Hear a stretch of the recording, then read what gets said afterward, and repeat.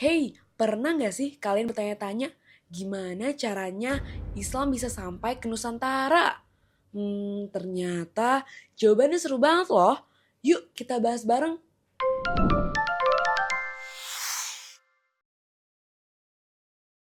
Jadi Islam itu mulai masuk ke Nusantara sekitar abad ke-13 lewat pedagang dari Arab, Persia, dan Gujarat.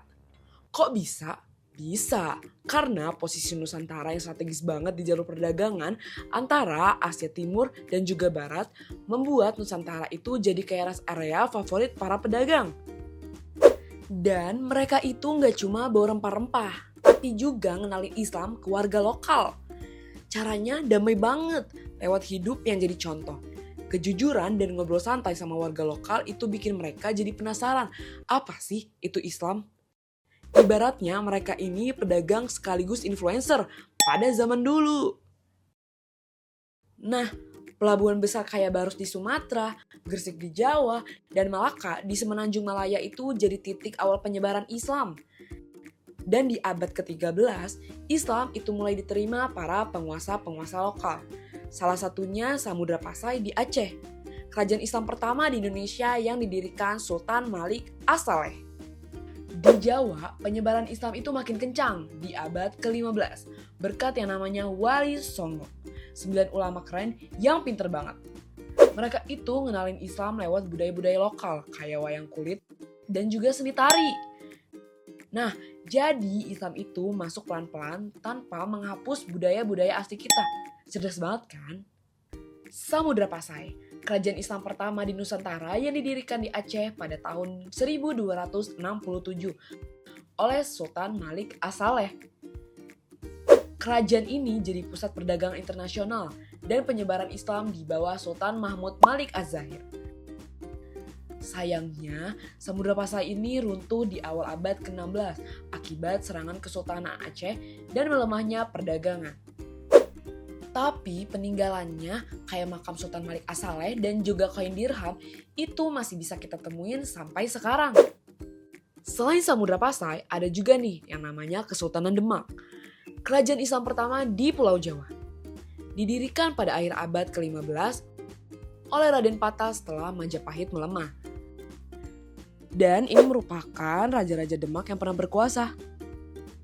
Dan di bawah Sultan Trenggana, Demak ini mencapai puncak kejayaannya dengan memperluas wilayah hingga Jawa Timur dan sebagian besar Jawa Tengah. Tapi konflik internal ini melemahkan kerajaan hingga akhirnya runtuh setelah diserang oleh Pajang yang dipimpin oleh Jaka Tingkir. Salah satu peninggalannya yang masih ada adalah Masjid Agung Demak. Terus ada Mataram Islam yang awalnya ini bagian dari Majapahit. Didirikan oleh Sutawijaya sekitar tahun 1586 setelah mengalahkan Kerajaan Pajang. Di bawah Sultan Amangkurat II, kerajaan ini itu mulai melemah dan mengalami perpecahan. Dan salah satu peninggalannya yang masih ada adalah Masjid Agung Kota Gede. Dan selanjutnya ada Kesultanan Ternate, berdiri di Maluku pada abad ke-13 oleh Bab Masyur Malamo.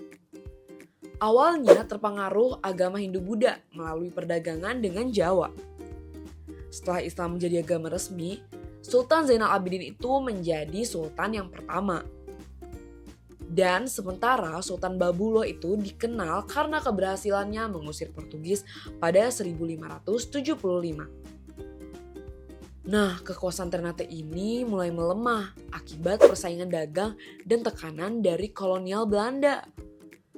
Namun, peninggalannya yang masih ada itu meliputi Benteng Kalamata dan juga Istana Sultan Ternate.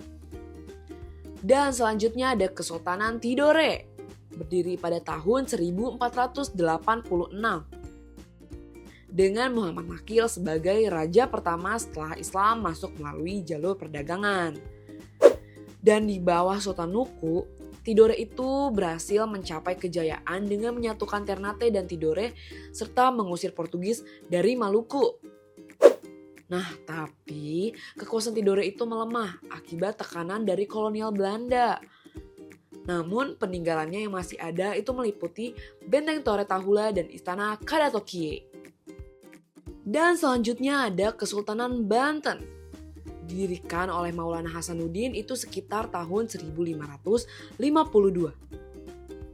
Banten ini awalnya merupakan bagian dari kerajaan Pajajaran. Setelah Pajajaran runtuh, Banten itu berkembang menjadi kesultanan mandiri dan pusat perdagangan lada serta pelabuhan internasional. Sultan Ageng Tirtayasa itu menjadi tokoh penting dalam melawan VOC. Namun, konflik internal yang dimanfaatkan Belanda itu melemahkan kerajaan. Nah, pada abad ke-19, Banten itu jatuh di bawah kekuasaan kolonial Belanda. Peninggalan Banten yang masih ada itu meliputi Masjid Agung Banten dan juga Meriam Ki Amuk. Dan kerajaan Islam yang terakhir ada Kesultanan Gotalo, kerajaan kembar di Sulawesi Selatan. Mereka itu tidak terpengaruh kuat oleh Hindu-Buddha.